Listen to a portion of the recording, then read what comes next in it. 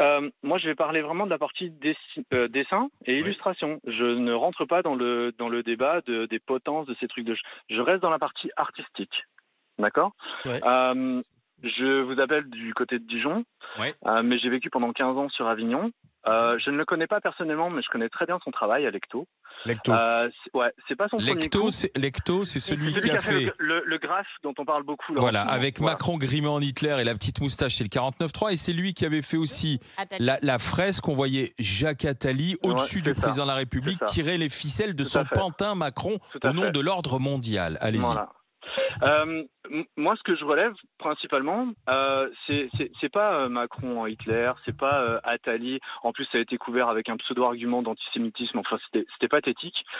Non, ce que je relève, c'est que il est quand même un peu omnubilé par ça. Attendez, laissez finir. Non, parce que vous dites qu'il est omnubilé parce que vous parlez de ces deux graphes-là. Regardez son travail et vous verrez qu'il n'est pas omnubilé. Comme d'habitude. Non, mais moi, ce que je relève surtout, c'est que lui, il a eu droit à la libre expression. Moi, en tant qu'illustrateur et dessinateur, j'ai un sas à passer. C'est-à-dire que si mon éditeur me dit non, celui-là de dessin, il passe pas. Lui, ce qui gêne, c'est qu'il n'a pas besoin de demander l'avis de qui que ce soit pour pouvoir montrer son œuvre. Et c'est effacé ensuite.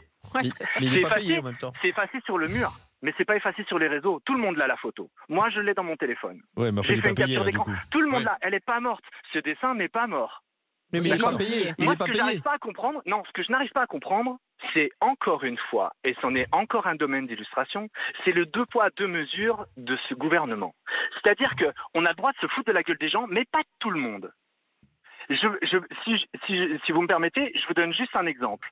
Est-ce que l'on s'est autant outragé lorsqu'on a donné l'exposition d'ouverture du Festival d'Angoulême à un pédopornographe ?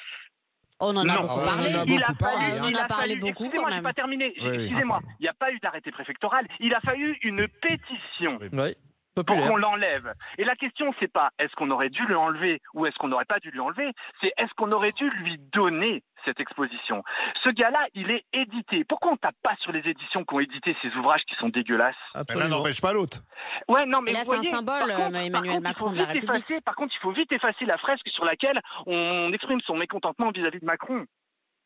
Emmanuel Macron, c'est pas un citoyen comme les autres, vous le voyez bien quand même.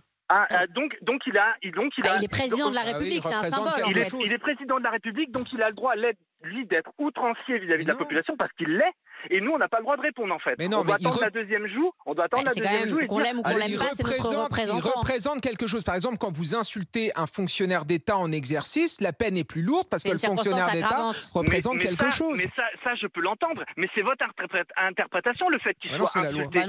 On a grimé des affiches propagandistes pendant les élections. On a mis une moustache à Zemmour. On a mis je ne sais pas combien de fois. Ce sont des candidats, pas un président de la République. C'est vrai que Zemmour a été caricaturé aussi. Pour certains, ce sont des députés, ce sont des représentants aussi. Même des journaux, même dans des journaux. Oui, mais pourquoi ça fait autant de bruit quand il s'agit... mais sur le ordure où la dame a fait de la garde à vue, c'est excessif, ça. Moi, on m'a refusé des dessins sur Macron. Et pourtant, qui vous les a refusés, votre éditeur ? Rédacteur en chef. L'éditeur qui me dit non, je suis désolé, et pourtant ils me disent tu as carte blanche. J'emmène mon dessin, ils me disent non, désolé, ça passe pas. Il était comment vos dessins sur Macron pour essayer de comprendre ? Ils n'étaient pas méchants. J'ai eu la chance, moi, d'avoir un dessin à faire sur son passage avec Madame Merkel quand il est venu manger sur la Côte d'Or. Il était venu manger avec Merkel sur la Côte d'Or. Voilà. On m'a demandé de faire un dessin pour illustrer son passage.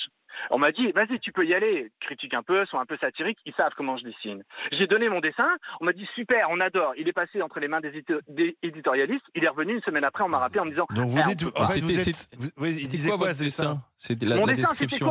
Je les avais mis à table dans la cour du clos où ils ont mangé, entourés de gardes du corps, et ils disaient, voilà, avec mes yeux en oreillette et mon Volney 93, si elles ne revotent pas pour moi, si elles ne m'aident pas à repasser au prochain mandat, je ne comprends pas. Et elle finit avec son accent un peu allemand, je crois qu'il me prend pour une conne. Vous voyez, c'était vraiment pas méchant. Il n'y avait rien de méchant. Et ça passe pas. Vous dites que vous êtes un peu censuré par votre... de la censure. Attends, vous êtes censuré par votre rédacteur en chef parce que ça touche Macron. Exactement. Et là, ils n'ont pas pu le censurer parce qu'il est libre de son expression. Donc derrière, c'est arrêté préfectoral pour vite effacer la fresque.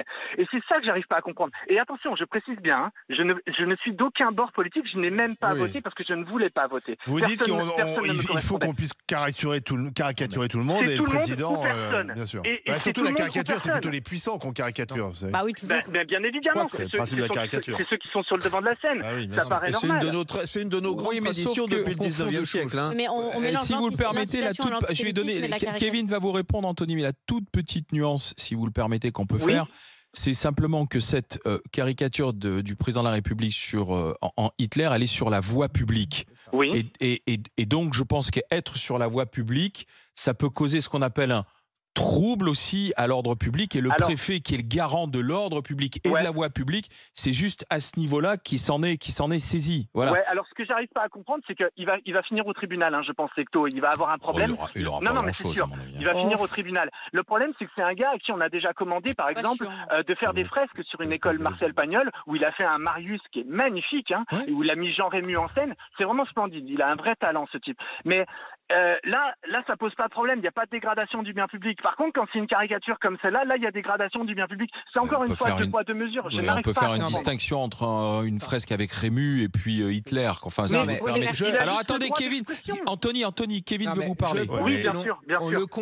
On confond deux choses, la démarche artistique et la démarche politique. Quand on est dans le cadre d'une caricature, dans un magazine de caricature, dans une BD, et que ça, évidemment qu'il faut assurer la liberté de caricaturer à condition que l'on respecte la loi. Là, quand vous avez des gens qui mettent le feu à des mannequins avec sur le mannequin le visage, par exemple, d'Olivier Dussopt, là, on est dans une incitation à la haine. On est dans un message politique. On est bien d'accord. Mais il a dit qu'il enlevait le message. Alors, je suis d'accord avec toi. Moi, quand on brûle, parce qu'il y a effectivement une sorte d'incitation à être violent. Là, en revanche, sur les dessins et sur le fait de dire c'est une ordure sur Facebook. Non, ça c'était disproportionné. Mais ça, par exemple, c'est à la vue de tous. Si c'était dans Charlie Hebdo, à la rigueur, je n'aime pas ce dessin, etc. Cela aurait pu passer. On choisit de l'acheter ou de pas l'acheter. C'est un public averti. Là, tout le monde voit ça. Il n'y a aucune interprétation possible. Les mineurs le voient aussi. Donc là, ça me pose problème. Et pour vous, Macron, c'est Hitler, Anthony ? Non, pas du tout. D'accord. Pas du tout. Pour moi, en fait, il faut aller dans l'interprétation. Lui, il veut passer un message. Voilà, il est artiste, il passe un message. Et en plus, son message, Anthony, son message, c'est pas que Macron est Hitler, son message, c'est le 49-3 est un abus de pouvoir, et rend notre République dictatoriale. C'est ça le message caricatural qui passe. Oui, mais pour un public non averti mineur, il va pas aller jusqu'à ce Anthony, on va continuer la discussion avec Jacques Philippe. Je vous remercie d'avoir été avec nous, Anthony. À bientôt. Merci à vous, merci de m'avoir donné la parole et bonne continuation à vous. Merci pour Merci beaucoup.